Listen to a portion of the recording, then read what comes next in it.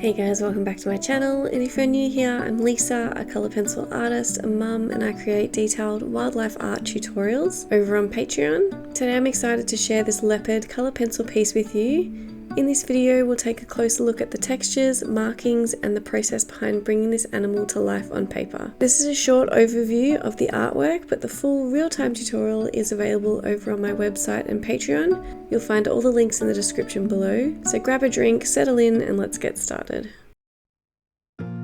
So for this sort of thing, I always start with the eye because it gives the piece some personality. It's a good place to build on from, and eyes are just really fun to do. So going with a black, really light outline. Once you're happy with that, I'm going in with my soft white Holbein pencil, just in the brightest highlight section, so where those little white bits are. In the eye, we want to put this in, and that will make it stay nice and bright. And then we can start to build in some of the base layers, like the warm grey one, dark Naples ochre, adding some of the earth green yellowish to get that really nice green tone.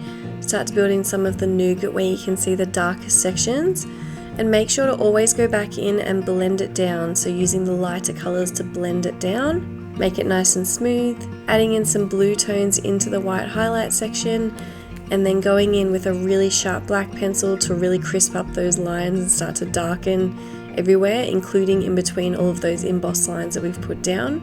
You can go back over and resaturate your colours where you need to.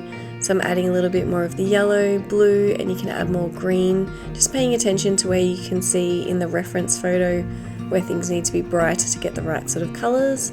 Going through and adding in the second eye, using exactly the same process as before, and this is where you can sort of judge and make sure they're the right sort of colour and tone as each other. So throughout this piece we will need to use an embossing tool or a sharp metal object just to indent the page so that we have all of those hairs and lines coming through. It is really hard to get white lines over colour pencil, so we put this in before we even put down any layers. So through the ear here there's a lot of white furs coming out of the ear, so I'm just putting them in before I even go through and put any colour down to start with. And then when you gently go over the embossed lines, you'll be able to see the white lines coming out. The same with the section on the top of the head. There are some fur lines coming out of the eyebrows that I've already put in with my embossing tool, and then going over with the light base layers. And we do talk in a little bit more detail about how to put the fur strokes in, and we're just building these up around the black dots. So when it comes to the black dots here, I have gone in with a couple of base layers on the head of the leopard, and now I'm just starting to lightly map in where you can see all of the black spots on the top of the head. So the reason that I've gone down and put a couple of base layers first is that if we put all of the black pencil down where all the spots are, and then we go over with our base layers over the black spots, it's going to smudge all of these spots and they're not going to look as crisp, and it's going to get sort of muddy because I've already done some base layers of the warm grey one, the beige red, ivory, some burnt ochre. So if you're adding all of those colours over those base layers, it's just going to push all of the black pencil everywhere and it's going to make it really muddy.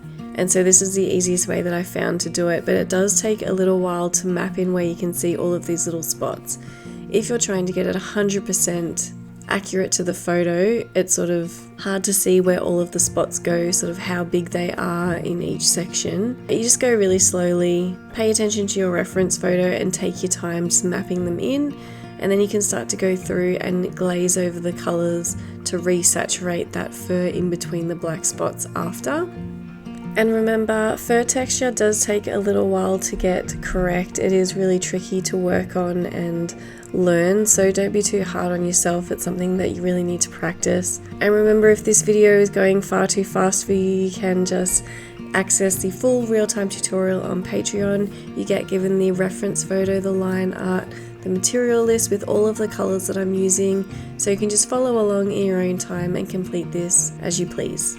Then once everything's in, then you can go through and start to make adjustments where you need to get spots bigger and start to darken with some of the colours underneath. So then getting started on the nose, we complete this the same sort of way that we did the eyes. So going through with the outline in the black, putting down some of that Holbein white pencil so that we're keeping those light highlights in there. and then just starting to build up the colours. So this nose is really colourful. There's a lot of purples, blues, pinks in there, so making sure to pay attention to your reference photo where you can see all of these colours. And remember, we just want to go in with really light layers. Light layers allow you to put down a lot of different layers, which means that you can really gradually build up the textures and darken where you need to. One thing that I always made sure that I was doing throughout this piece is covering up all of my outline with some tracing paper. I knew that this was going to take me quite a while, so I don't want to be rubbing off any of the outline while I'm doing this. And then we're just starting with the fur on the top of the nose. So this fur is a lot shorter than the rest of the fur, so you want to make sure you're paying attention to your reference photo, having a look at how short the fur strokes need to be. Like, some of them are just little dots on the page, and you're just gradually building these up. So remember, really light layers. Having a lot of layers and different textures in there is what's going to make it look realistic. We also talk in more detail about how to do these little spots on the nose, and then going through with the black and getting the darkest sections in the wrinkles of the nose. And then what we're doing is just going through with our embossing tool to put in the whiskers. On the embossing tool there's a ballpoint pen and a sort of sharp tip. So here I'm just doing a little bit of a practice to see how thick the lines are, to see which ones I want to use on the leopard.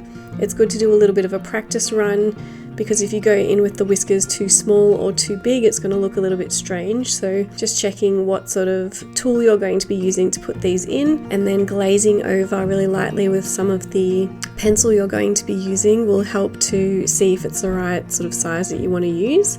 And then we can just go through and start to do it on our page. So the way that I do this is just erase one line, put in the line with the embossing tool, erase another line, and then put it in. So just one at a time.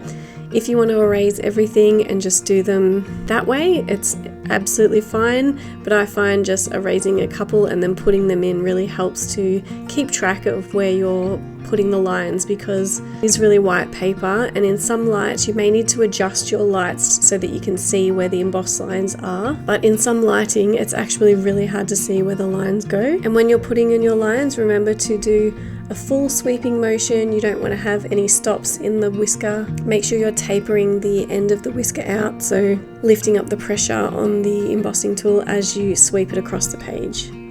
So now all of our whiskers are in, we can start to go in with our base layers of the warm grey one, beige red, the burnt ochre.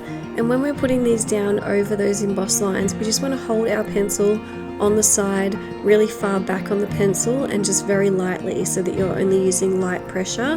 That's going to reduce the amount that you get into the embossed lines that we've put down. I start to go in with some of the black just to fill in where all of those little bits where the whiskers go into the fur, and all of the spots on the cheek. So this section does take quite a while, because you really need to be careful where you're putting all of the sharp black pencil, because you don't want to get it in those embossed lines. So it does take a bit of time just to go in between all of the lines, and we're also still glazing in all of those base layers of the warm grey one, building up with some of the cold grey 3, and glazing in some of the sky blue, and then blending it down again with the warm grey one. And then it's finally time to get started with the open mouth. So this can be really daunting if you've never sort of done one before, because there's a lot of shapes, a lot of different elements in the mouth, as well as different colours that are sort of going on. But the best thing that you can do is just break it down into shapes and really little sections. So in this section I'm just working on a little bit of the gum, a little bit of the tooth, and then just working that up. Once you break it down into smaller sections, it becomes a little bit more achievable, and you don't get so overwhelmed with everything that you're doing. But remember, this is a full real-time tutorial on my Patreon. Here's a quick look at what we completed recently. The honey badger, mouse with the flowers, stag, and sun conure.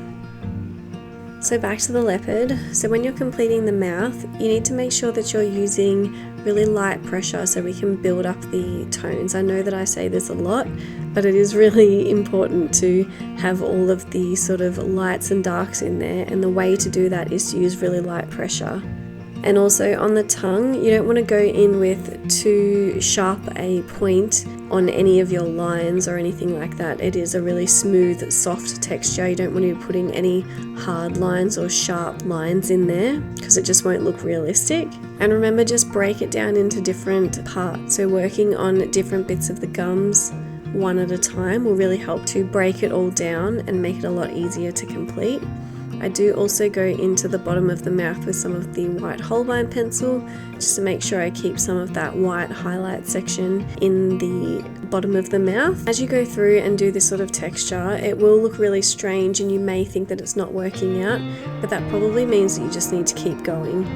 Every piece goes through an ugly stage and every section looks odd until it's sort of completed and you step back and have a look at it. So if you're not happy with it or you're struggling, you may need to just step away from it for a night or two and then come back to it when you've got fresh eyes and you're feeling a little bit more focused if you've been working on it for hours especially. So at the end I went over the white whiskers with my white waxy pencil and also the white polychromos pencil just to get them nice and bright and white, and then it's time to take off the tape and call this one done. But I really hope that you liked this video, guys, and you learned something along the way. In the description below will be the link to my Patreon and website where you can complete this one all by yourself. Let me know in the comments below what you like about this one and what you would like to see next, and I'll catch you in the next one. Thanks, guys.